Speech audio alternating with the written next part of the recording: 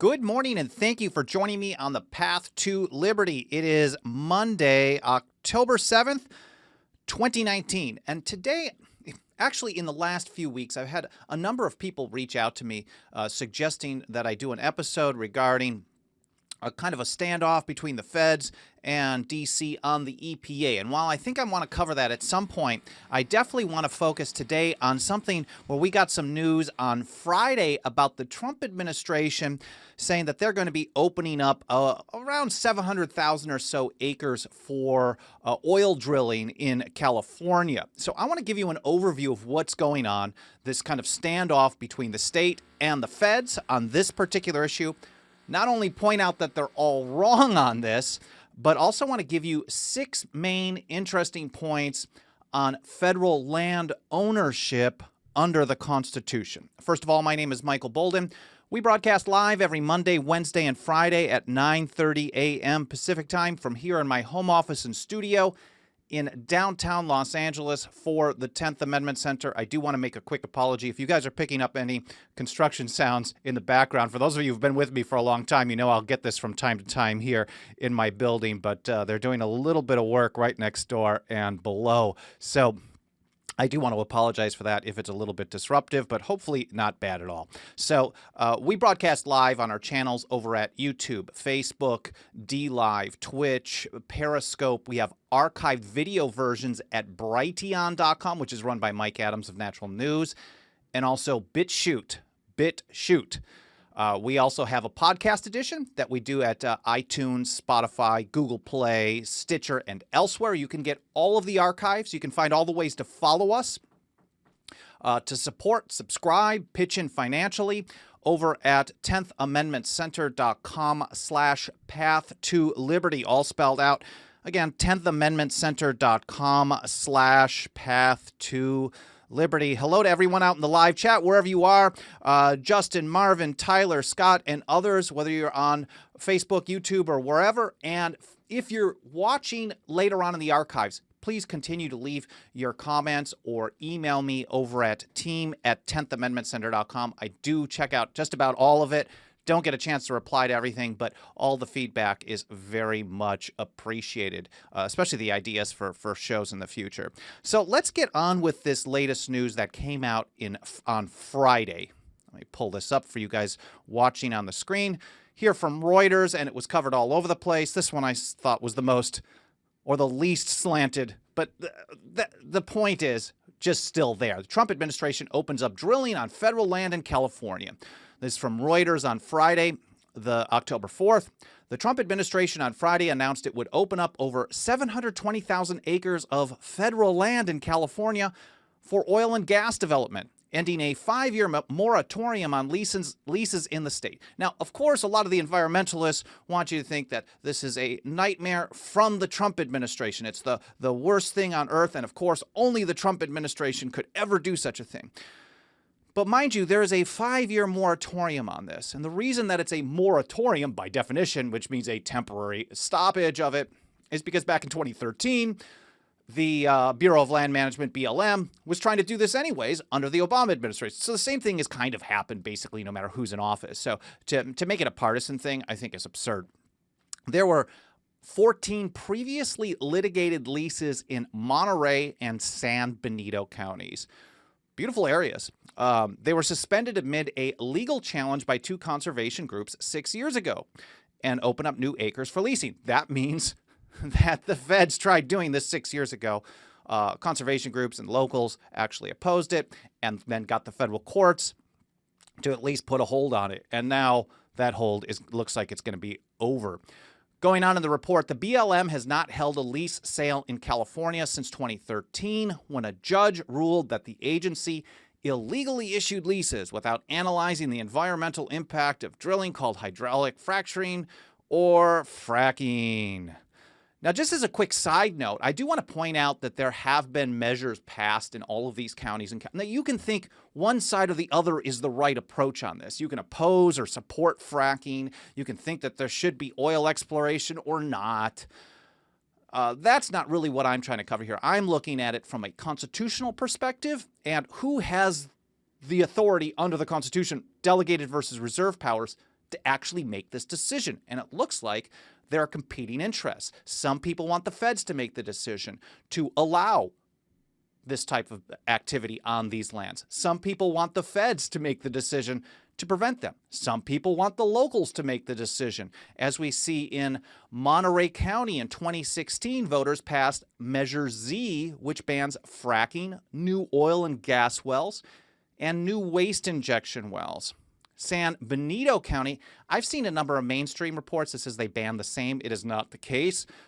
They passed a ballot measure banning fracking in San Benito and nearby Alameda County. They passed an ordinance banning fracking, and Santa Cruz County, which is right next to Monterey, passed an ordinance banning fracking and all other oil and gas developments. So these local counties have banned it. Whether that's a good choice or a bad choice, I guess that's for other people to decide. But these are banned on a local level. The feds wanting to say that we want to do it on a federal level. And so then now you have a bit of a conflict. Interestingly enough, last month, the California Assembly or Legislature, they passed this bill, AB 342, that actually would disrupt this whole process a bit. And here from the LA Times, California on Monday sought to block the Trump administration. This is September 9th, so it wasn't last week Monday. Sought to block the Trump administration from allowing new oil and gas wells in national parks and wilderness areas in the state. So it looks like they were actually expecting this to happen. Going on in the report, any new oil or gas projects approved in federally protected areas would be prohibited from having their pipelines or other essential infrastructure cross state lands under legislation approved by California lawmakers. This is AB 342. I use Legiscan when I want to track state legislation because it really is up to date. It taps into a lot of state legislatures. Alabama is a problem. If EHB training is out there, maybe you can lean on your buddies in the Alabama legislature to get things updated. Mississippi's a problem state as well.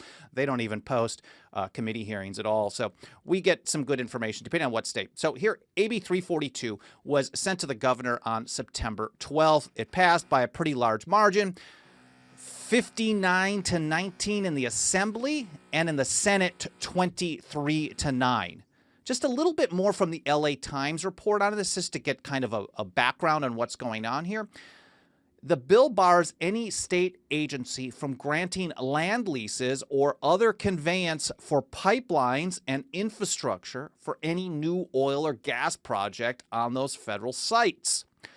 That includes the State Lands Commission, which has jurisdiction over all submerged lands and beds of rivers, lakes, bays, estuaries, and inlets, as well as waters extending 3 miles offshore. So this is similar. Now, before I get into that, it also says under the legislation, companies would still have the right to enter into leases to use privately held land for infrastructure. So to me, the bottom line issue here, it's an issue of property rights. Unfortunately, that is not something that's respected or even thought about in most situations. And in fact, property rights should be really the first way we look at these types of things. But at least they're not trying to ban private individuals and private businesses from making deals on their own. They are just saying, we're not going to use state lands to participate in this.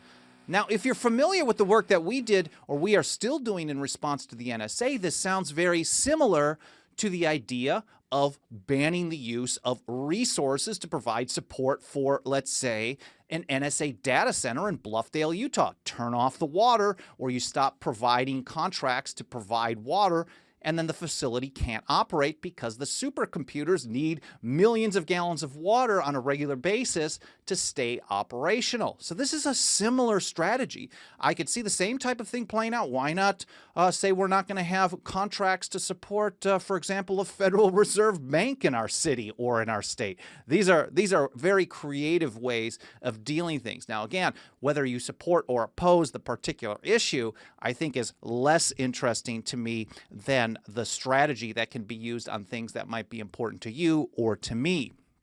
So this would ban the state from granting these land leases and also on state lands. Now, a few years ago, when he was running for office, President Trump actually wrote an op-ed talking about this, and I want to get to that in just a moment here. He wrote this op-ed talking about federal lands. Of course, back then, this was just coming out of the Bundy Ranch situation, so the idea of federally controlled land was a real hot-button issue, and this is something that we haven't paid attention to enough here at 10th Amendment Center for the last couple of years, and I'm glad to see that there's interest in this, and I think this should drive us and me personally into addressing the whole broader scope of federal land ownership under the Constitution more often than I have been. But here's Trump's op-ed back in the Reno Gazette-Journal. It's actually pretty good.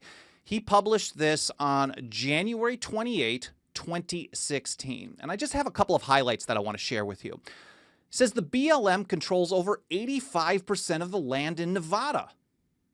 85% the federal government controls of land in a state. And it's not just that state. Utah, Montana, and surprisingly, a lot of people don't realize it, California is under the federal thumb on this as well. In rural areas, he writes, those who for decades have had access to public lands for ranching, mining, logging, and energy development are forced to deal with arbitrary and capricious rules that are influenced by special interests that profit from the D.C. rulemaking and who fill the campaign coffers of Washington politicians. So when the federal government controls basically anything, whenever the feds are in charge of it, you create a scenario that people who are interested in how that control is exercised start making money off of it. They lobby, they have particular benefits, they support certain politicians, those politicians get the financial support, campaign finance laws prevents opposition from funding them in large ways. So then you have this whole ongoing kind of grifter situation that is the lobbying government complex that we live under today. And this is actually very good. This is very good that he was pointing this out. He said, far removed from the beautiful wide open spaces of Nevada, bureaucrats bend to the influence that is closest to them. So true. Honest, hardworking citizens who seek freedom and economic independence must beg for deference from a federal government that is more intent on power and control than it is in serving citizens of the nation. In and around Clark County, the situation is worse. And one more piece that I want to highlight from Trump's op-ed a couple of years ago, 3 now, because the BLM is so reluctant to release land to local disposition in Nevada. That's what is the highlighted problem in Nevada in 2016 and earlier, that the feds were reluctant or refusing to release the land to local control. The cost of land has skyrocketed, and the cost of living has become an impediment to growth. Of course, that's market forces. When you take things off the market, you reduce supply and your demand continues growing, the price is going to go way up. I mean, I'm not an Austrian economist, but as a side note, let me pull this up. I will be speaking at the Mises Supporters Summit at the end of this month here in downtown Los Angeles. I've got the link up here. I'll add it to the show notes. It's October 25th through the 27th. I'm there with Jeff Dice, Tom Woods, Lou Rockwell, David Gordon, Joe Salerno, and a few other people. So they'll be good on the Austrian economics, and I'm going to talk about strategy for decentralization, talking about Mises's great work, liberalism in the classic tradition.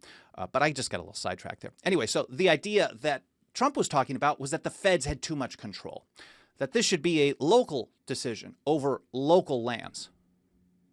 And of course, they're not the only one that's causing a problem here. Here, just a few years ago, of course, when Obama was in office, when you wanted to talk about local control, you were always labeled a racist, a neoconfederate, some kind of anti-government person. You were just bad all around. If you ever wanted to talk about local control, that the federal government shouldn't own all this land, that the Constitution didn't authorize it. And here's an article from the Washington Post that I had to pull up on archive.org just because I don't want to pay for that company at all. But thankfully, we have a historical record over at archive.org. And this is an article from December 2014 that I think is interesting. public land groups have come out in opposition to Utah taking over federally controlled land after a report commissioned by the state about the costs and benefits of purchasing and managed land was released Monday. So this I'm just pointing out because there's this constant hypocrisy back and forth from one side or the other over who should control the federal land, depending on what the issue is or who happens to be in office in Washington, D.C. So these days, or in 2016 and on, you hear a lot about, oh, the feds are bad. We don't like what they're doing. We want these local ordinances to be respected, these things that were passed by these various counties in California, because we don't want the Trump administration opening up these areas for oil and gas exploration or drilling or whatever. But just a few years earlier in Utah, it was the same situation. They could have taken a principled stand. Instead, they're saying, no, we don't like this. We don't want the locals to do this, because it isn't necessarily based on a principle of who makes the right decision, who gets the right to make that decision. The principle is on a particular political goal. And when your principles are based on that political goal, you're going to see this type of flip-flopping all of the time. The report goes on from Washington Post. It says the report's authors, quote, bend over backwards to be polite in their summary, said Matt Lee Ashley, a senior fellow at the Center for American Progress, which is, they hate the Constitution there. They said that in an email, but the substance of the report, quote, describes in plain terms just how costly and fiscally reckless this land grab scheme really is. And the reason I highlighted that, just not to get into the nitty-gritty of this, was to point out again this hypocrisy. If you want to devolve to local or state control when Obama's in office or a certain issue is at hand, then it's seen as a land grab scheme. Now, if you want to devolve to local control when it comes to resisting the Trump administration on oil drilling, then this is heroic, of course. Again, I'm not taking one side or the other on this. I'm just pointing out that there's a great deal of hypocrisy. I also think there's hypocrisy from the president, because he's talking about how honest, hardworking citizens have to beg for deference from a federal government. That's what he wrote in 2016. And now those local citizens, right or wrong, have passed measures saying that they want to ban this. And the feds are saying, well, we want to come in and do it anyways. I think the end result here really is that both sides actually want federal control over land. They really are begging for it. Even when they're using local ordinances or local approaches, the end result is really, when it gets down to it, they want the feds to come in and be in charge and say this way or that way. They want the feds to come in and push the results that they are looking for in their own political goals. They just want it managed one way, and then they complain when a different administration comes in and manages it in a different way, in a way that they don't want. So when it comes to the Constitution, all of these people are wrong. And I had mentioned from this op-ed from Trump that 85% of the land in Nevada is run or owned or controlled by the federal government, and how California is also a victim in this as well. Let me pull this up, but we've got the full list of how much federal control is. On the national average, it's 27%. That in and of itself is a huge number, to be honest with you. That's nowhere close to the limited enumerated powers in the Constitution, what they allow. But we'll get to that in a moment. In Nevada, it's about 85%. Utah, 65%. And of course, it's all these western states. Idaho, Alaska, both over 60%. Oregon is at 53%. Wyoming at 48%. And surprisingly, here in California, it's 46% of land in this state, this massive state. So if you look at the amount of land, the percentage, or the actual total state acreage, California, I think, is number 2. No, number 3, Texas is just so massive. I'm not sure if the percentage is correct. Oh, federal land acreage. California is actually 1, 2, 3. Alaska's number 1. Nevada is number 2, 59,000. California is number 3, 45,000. More than Utah, but the percentage, of course, is lower. But still 46% of land. Can you imagine the founders at the ratification debates or in the Philadelphia Convention talking about this, saying, you know, We want to make sure that there isn't a lot of centralized power. We just broke away from this country. We seceded from England, fought a bloody war, and we're just trying to figure out how to make things work among our states here. And our experience was that a centralized empire is really bad. How about we have a scenario where large swaths, 40, 50, 60, 70% of land is controlled, and then no one can do anything on there without getting approval from the central government. No one would have approved this at all. No one in the Philadelphia Convention would have approved this, and no one in the ratification states would have approved this. This just would have been a no-go, but that's how it's played out. So I wanted to point out briefly 2 articles that I think are really important that I hope you'll take some time to read. I'm just going to talk about some highlights here regarding federally administrated lands. This first article from my buddy Dave Benner, we ran shortly after that op-ed back in February of 2016 because it was a big issue at the time. And again, this has been I'll take the blame on we should really make this a bigger highlight of our work here. Dave puts it this way in his article. Certainly the sheer volume of land that the federal government maintains power over would be a shock to the founders. Being this the case, it is pertinent to point out to the original intentions of those who wrote the Constitution and those who considered it as the definitive basis for the federal government's boundaries. He goes on, realizing that the legislature, executive office, and judiciary instituted by the proposed plan for the government would require physical space.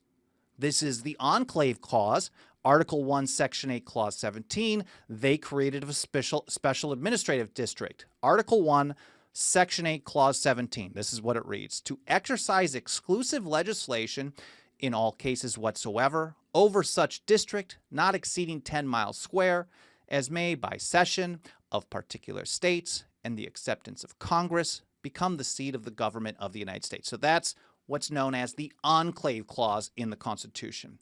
Dave covers the other important part as well. He really covered quite a bit on ratification debates and Philadelphia Convention, some quotes from the founders that I think you'll find interesting to read. But there's also the Property Clause, and I think I forgot to highlight this. Oh yeah, here we go. The writers of the Constitution also intended for the general government to maintain authority over another class of lands which would serve a different purpose than the capital. This is the Property Clause, Article 4, Section 3, Clause 2, I believe. Article 4, Section 3, Clause 2.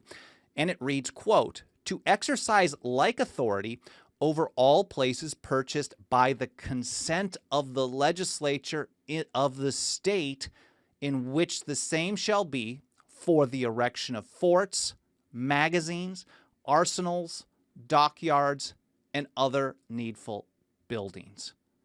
Now, I should absolutely do some episodes that cover this in more detail, but I do think there is some interesting pieces to cover. And our friend Rob Nadelson wrote an interesting piece on this. Again, same time, February 2016. What does the Constitution say about federal land ownership? And he has I think he has more than that, but I highlighted 6 very interesting points that I just want to kind of rattle off to you because I think it's really important to get a kind of a base understanding. Article 4, Section 3, Clause 2, again, is the Property Clause.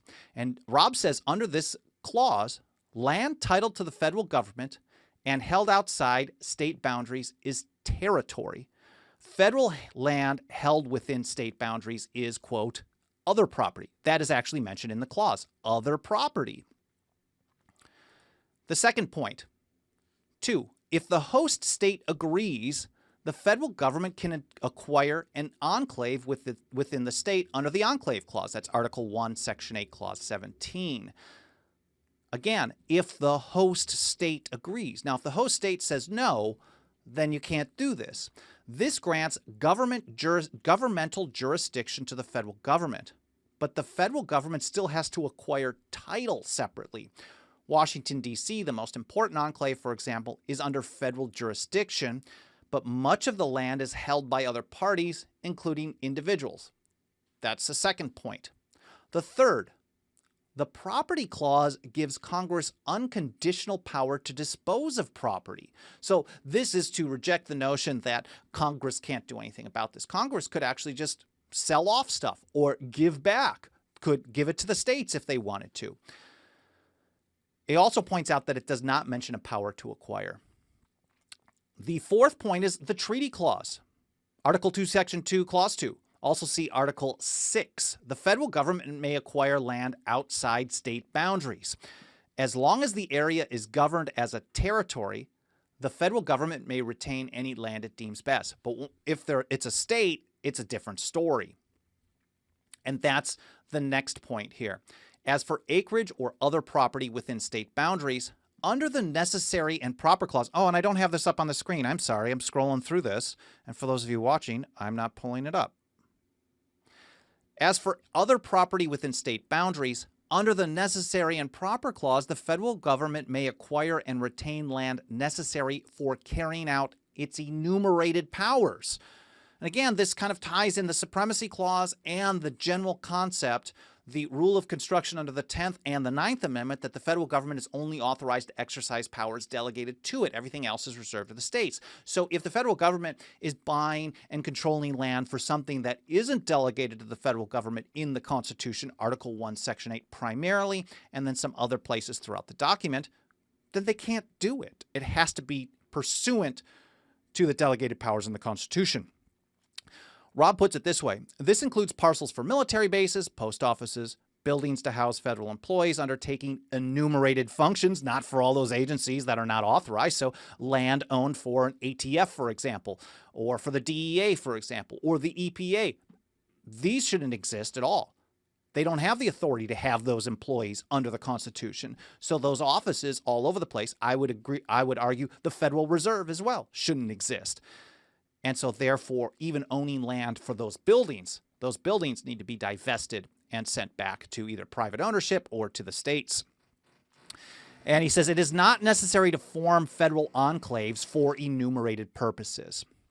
The next point, within state boundaries, the Constitution grants no authority to retain acreage for unenumerated purposes like land grazing, mineral development, agriculture, forests, or parks. So basically everything that the feds said they should control land for today is not authorized by the Constitution. This should be determined by the states. States could do interstate compacts and make agreements on how things were going to be managed, set up ways to operate various national parks, but it's not something for the federal government to do. And then one final point. Once a state is created and thereby is no longer a territory, the federal government has a duty to dispose of tracts not used for enumerated purposes. So I think this is all really interesting stuff. I will link to that in the show notes over at 10thamendmentcenter.com/path-to-liberty. Again, 10thamendmentcenter.com/path-to-liberty if you want to get the link to that article. It is titled, What Does the Constitution Say About Federal Land Ownership? And of course, Dave Benner's article, Federally Administered Lands, the Original Intent. Well, looking over at the live chat, lots of interesting conversation. Hi to Dan Reed, Chet, Tyler B., Larry Taylor, Dennis Marburger. Good to see you as well. Luke, the Chicken Man, who says, I remember in Harry Brown's 1995 book, Why Government Doesn't Work, he had a plan for paying back the entire U.S. debt. Part of it involved selling federal lands. That makes a lot of sense. And Brown was a huge influence on me personally in my philosophical thought and strategic as well. So R.I.P. Harry Brown. I'm glad you pointed that out. Robert McComas says, drill, drill, drill, make California oil and well state. Make it an oil well state, I guess. Yeah, there's drilling all over the place. I mean, I go to, I guess my brother-in-law is down in Huntington Beach, and he's like 1.5 blocks from the ocean in this apartment, and right in front of his window is a bunch of oil rigs. I mean, they're all over the place. Now, it could be a great idea economically, but it should be up to the people in each area to make that decision good or bad and learn the positive and negative. And then the people next door could make a different decision, and then you learn from the marketplace. It's like when you have a Target and a Walmart next door to each other. If one of them is run by garbage, has bad local management, people will learn that pretty quickly, and the other one will will get all the business, and vice versa. So this same type of thing can be applied here. So Robert, whether or not that's a good idea in California, that is certainly something that should be a local issue, not a federal issue forced on the locals. Because if you use the federal government to force it on them today, the power that you ask the federal government to use today, someone in the future is going to use that same power in a way that you don't like in the future. What would a President Elizabeth Warren or Joe Biden use with this? And if it's not those people, what about somebody else in the future? What is somebody that is not the president that you like today going to use that power? How are they going to use that in the future? And that's how we have to think about it. Suzanne says, well, we are talking about two out-of-control governments. And of course, I think you're probably referring, as you know very well, Suzanne, the one in Sacramento, awful, and the one in Washington, D.C., awful. So, and that's why I think it was important to point out the hypocrisy of what's going on with the so-called environmentalists. Just when they're right today, saying we want the locals to make the decision, whether the decision they're advocating or not is right or not is a different story, because it's not up to me to determine what goes on in Santa Cruz County. Should have no say over that. That's not up to me. I may have an opinion, but that's it's like a 5-6 hour drive. Why would I have any authority in Southern California to say that? And why should anyone in Arizona or Washington, D.C. or South Carolina or Georgia or Missouri or anybody have that decision for the people in that area? Let them learn from their own mistakes. That's the only way that people learn, is when they're allowed to make their own decisions. Sooner or later, we have to stop asking for Washington, D.C. to treat everyone like little children. It should be the other way around. So that's a really good, important point. Suzanne says Nevada is used to dealing with the BLM all the time. Super lame.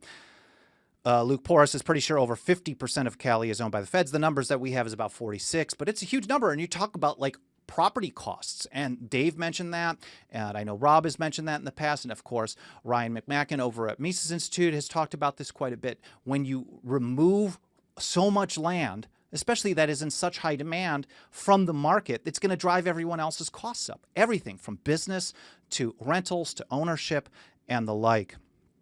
I also want to say hi to Defending Father. He says the same BLM and FBI that went out west and murdered Lavoy Finicum. I'm not really up to date on that whole situation, but I know a lot of supporters have talked to us about that. Maybe I should look into it a little bit more. Defending Father, if you've got any recommendations on things that I should read, I know Chris Ann Hall has talked about this quite a bit, and I'm just not up to date. Feel free to email me, team@10thamendmentcenter.com. Richard Kramer says it's the implementation of UN Agenda 21 and 2030, stealing property rights and property, water rights and water from those who use those resources. And Central California, the San Joaquin Valley, is just being destroyed, not only by the federal government, but the state government with support from the federal government, cutting off the amount of water that goes there. So rather than having property rights, you have this government-controlled public property, I guess we can call, where the feds control the amount of water that can come to this area. And people who have invested millions of dollars, if you drive through Central California, it is depressing. What used to be a very rich farmland has been shut off to protect one environmental species or another, to protect the groundwater. But we know that when government owns things, then it always gets run into the ground anyway. So government is screwing this up all around. Robert Tyler says, always have a built-in fall guy, no doubt about it. Marburgers, Dennis, it says Dave Benner for the win, you know it. Martha Pate on Facebook, there's absolutely no adherence to the Enclave Clause today. Yeah, not even close. Even if you were to take kind of a broad view of it, it's still not even part of the discussion, which is really, really important to do. Ethan Mack, I want to say hi to you as well. And Dan Reed says, maybe a distinction without a difference, but how can the federal government own land? Well, if we could get back to the point where it was just they were following the Enclave Clause and the Property Clause, I think that some smarter people would be able to take up that philosophical discussion. But certainly, obviously, if the only way that they can own something is by stealing from you, one can really make the case that all of it is theft in the first place. Anyways, I really appreciate all this back and forth in the live chat. I'm very grateful for that. I'm grateful for all of you spending some time with me today, whether it's here live or later on in the archives or the podcast edition. I hope you found this interesting, and more importantly, I hope you are learning something, and I hope you're at least got the brain wheels going enough where maybe you want to read one of these articles. Dave and Rob both have excellent pieces. Dave is, I think, a little bit more strict on restricting the federal government on land than Rob is, but they're both good on this issue, and I think what's more important is for you to look at all the research and then come up to your own conclusion. Personally, I think in the situation that we face today, we shouldn't trust the federal government. I mean, I don't trust Sacramento. I don't trust the Los Angeles County government or the city government. We shouldn't trust any of these government people to be making these decisions for us. Because in the long run, every time you do that, again, I can't repeat it enough, somebody else is going to come along and make that decision in the wrong way. So we should focus more on private property rights. And I am glad to see that even though California is trying to do this strategic pushback against the feds on this with AB 342, and I would actually like to see what happens should the governor sign that. Do they actually follow through, or do they just wait for a federal court to tell them that it's okay?